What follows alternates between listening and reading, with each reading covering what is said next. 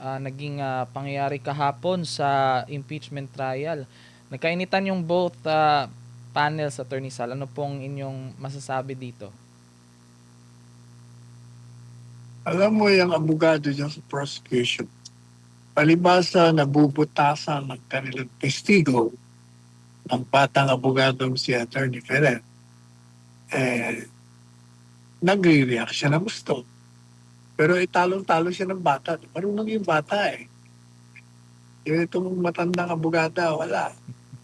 Kaya dahil hindi niya maprubahan ang kanilang kaso sa pamamagitan ng kanilang testigo, kung ano-ano na lang mga kabalpala ng sinasabi, nagbibigay ng mga snide remarks, paninira, papakwela pa.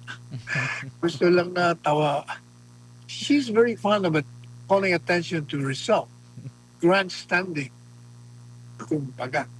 Doon siya magaling. Pero sa totoo lang, yung mga testigo nila, sa halip na makatulong sa kanila, ay umaamin. Halimbawa, umamin na hindi naman bawal ang gumamit ng mga aliases. Umamin din na nagbigay sila ng notice of disallowance kahit na hindi pa nabibigyan ng pagkakataon paliwanag ang Vice Presidente kasi dapat naman muna sa notice of suspension. Inamin din nila na lahat ng kanilang findings kaugnay sa irregularidad di umano ng pasos ng pondo ay hindi pa pinal. At yan ay maaari pang ripasuhin, maaari pang apilahin at nag-apila na nga dyan sa Commission on Audit. At maliban pa dyan, pwede rin na tumakbo sa korte, lalo na sa Korte Suprema. At inamin niya rin na merong 6 na buwan na pagkakataon na iapila ang kanilang mga findings na hindi pinal. Kaya since, kaya na sinabi natin ilang linggo na, kung hindi pinal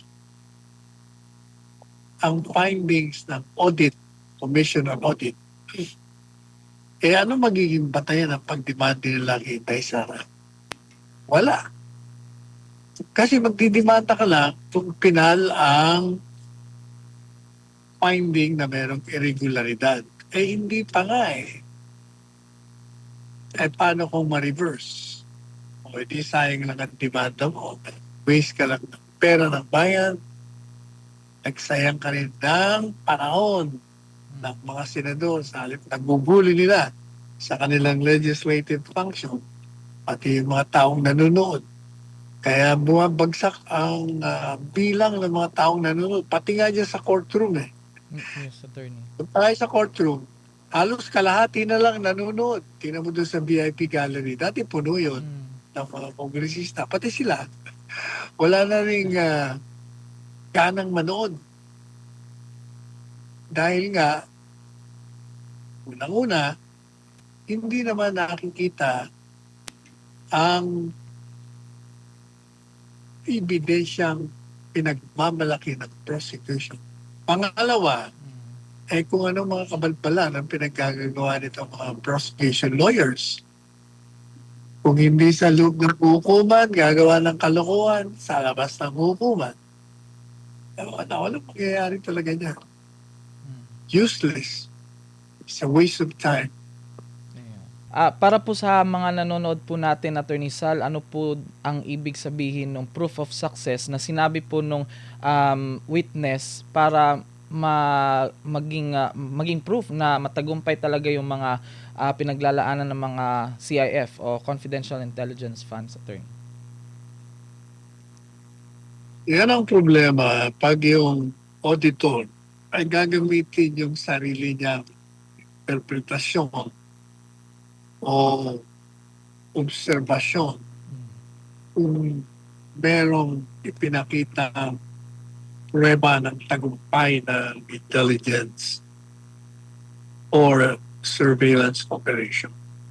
Kasi kung ang auditor mo na siyang magdidesisyon whether nasasakop yon sa paggamit ng pondo at ang auditor mo ay hindi matalino, mahina mag-analisa, mahina mag-intindi, palaging hindi kasama sa operation. Like for instance, yung hinahanap niya proof of success.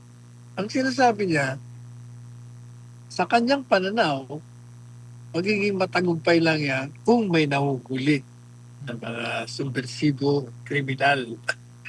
Hindi niya alam na marami ang aspeto ng surveillance, ng operation laban sa mga kalaban ng Estado.